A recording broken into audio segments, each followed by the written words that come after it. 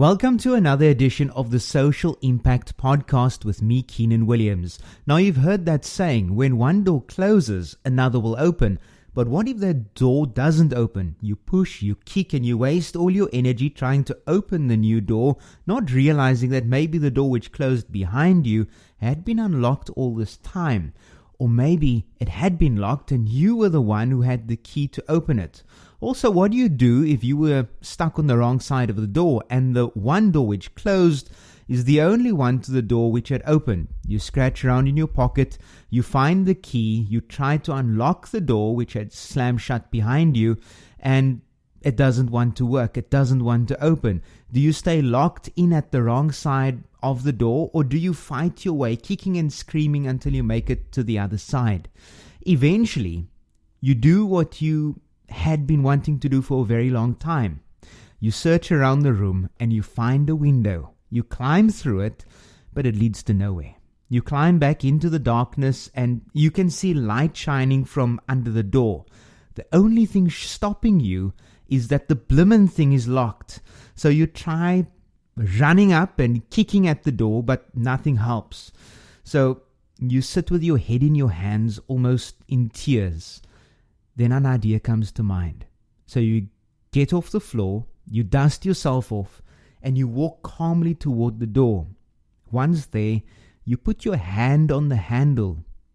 Again as before, you turn it, but this time instead of pushing, you pull the door, and surprisingly it opens. Now you see, sometimes the opportunities which we think are owed to us isn't, and sometimes those doors which are closed are actually open. We just need to take the time and have the patience to open them. It benefits us nothing if we look at closed doors.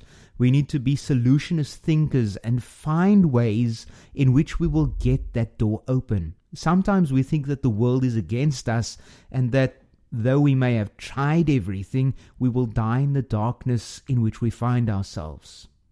That's until we get up off our laurels and do something about the door which won't open. We have the key. We have to just believe in ourselves and find a way out. Also, when it comes to the closed door, we need to realize that many times the door closes at a set time, as we may not be ready for the adventure which lies ahead.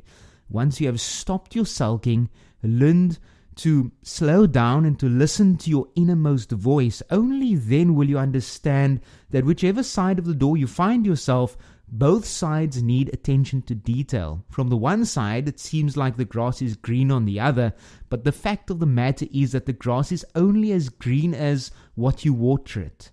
You can't expect to enjoy the fruits of your garden if you don't plant, sow and reap at the right time.